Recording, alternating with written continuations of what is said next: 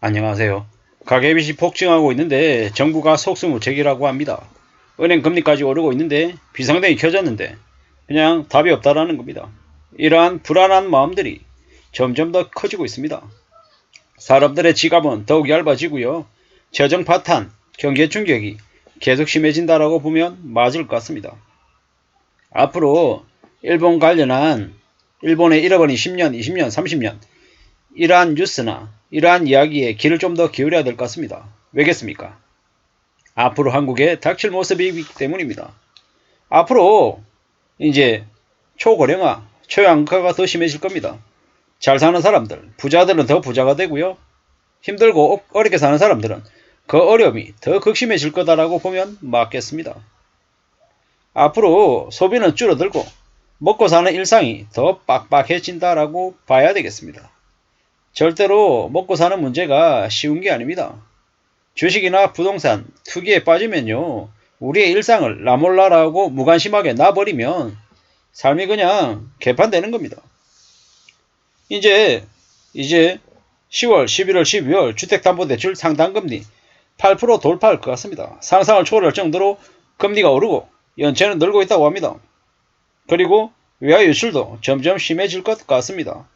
한국뿐만 아니라 중국이든 유럽이든 전 세계가 엄청난 경제 쇼크에 휩싸여서 아마 많이 어려워질 것 같습니다. 감당 못할 그 물가 때문에 디플레이션 때문에 많이 어려워할 겁니다. 어떻게 살아야 되겠습니까?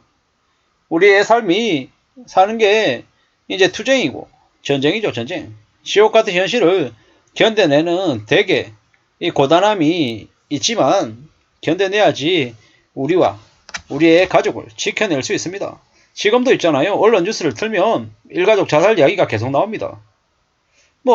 왜 그런 극단적인 선택을 하겠습니까? 돈 문제죠. 돈 문제 말고는 그럴 일이 거의 없습니다. 있잖아요.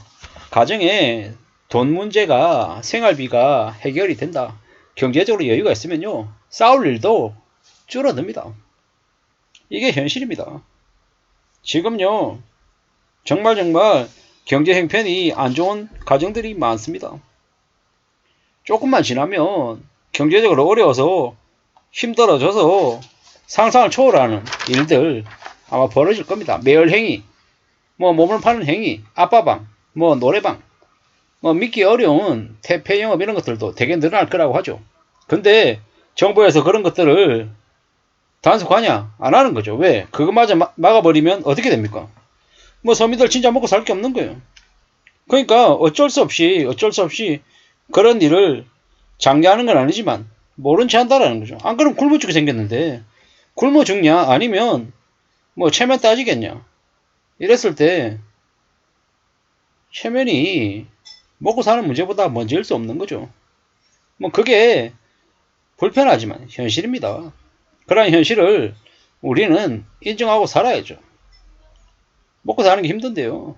어떻게 견디겠습니까? 사는 게 정말 쉽지 않다라는 걸 명심 또 명심해야 됩니다. 지금은요 많이 늦은 상태입니다. 남들이 다 승승장구하고 괜찮은데 나만 이렇게 힘들어지는 것 같고 사는 게 어려운 것 같아서 마음이 서글플 때도 많죠. 그러지만 정신 차려야 됩니다. 정신 차려야 됩니다. 지금 가계부채나 정부부채나 기업부채나 부채 폭탄들이 다 터져 나올 거예요. 리만보다 IMF급 위기가 아마 좀 더 가까울 것 같습니다. 이번 위기는요. 지난 몇 년간 계속 터진다 이랬는데 계속 꾸역꾸역 버텨왔죠. 그게 이번에 대거 터져 나올 것 같습니다. 메꿔야 될 돈이 너무도 많다라는 겁니다. 부실폭탄은 터질 수밖에 없죠. 현금 말고는 살 길이 없다. 어떻게든 현금을 손에 쥐고 있어야 된다. 그래야 살아남을 수 있다라는 겁니다. 꽤 충격입니다. 꽤 어려워진 사항들이 아마 우리 곁을 아마 많이 힘들게 할 겁니다. 미국의 금리 인하가 2024년 내년에 있어도 금리를 내리는 폭이 되게 적을 거라고 얘기합니다. 무슨 얘기냐?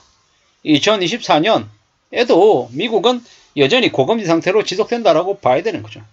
그러면 이제 더 충격인 거죠. 더 어려운 거죠.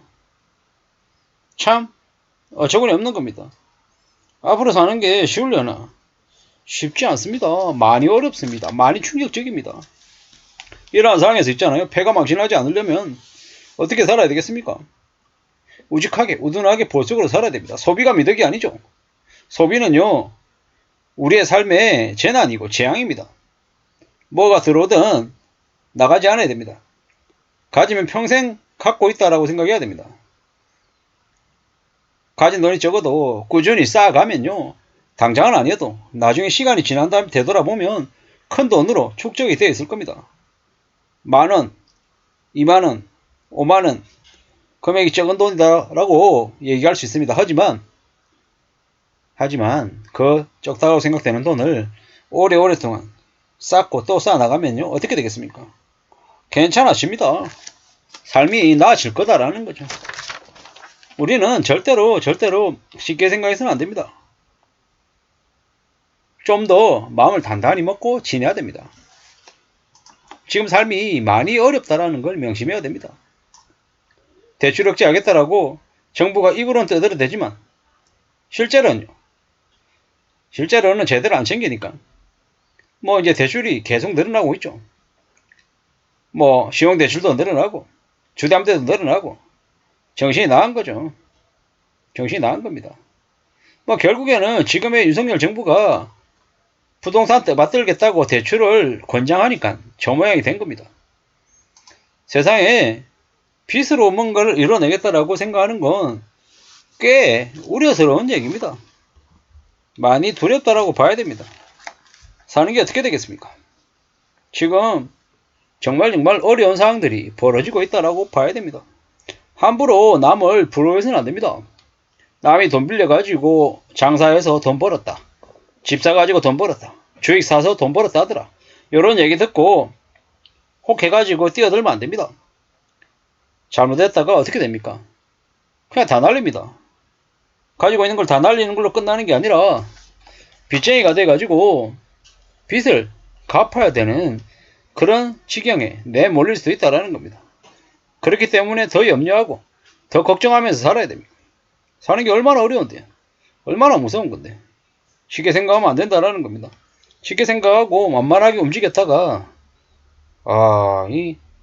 나중에 어떤 일을 겪을지 아무도 장담 못한다라는 거. 그래서 더 조심하고 더 염려하며 살아야 됩니다. 그거 말고는 살아갈 길이 없다라고 마음먹는 게 좋을 것 같습니다. 그래야 견디고 버티고 또 삶을 대비할 수 있지 않겠습니까? 지금은 빚이 증가하는 속도가 너무 심해서 속수무책이라고 얘기합니다. 이러한 상황에 우리가 현금을 어떻게 지켜나갈지 곰곰이 생각해 볼 필요가 있겠습니다. 이상입니다.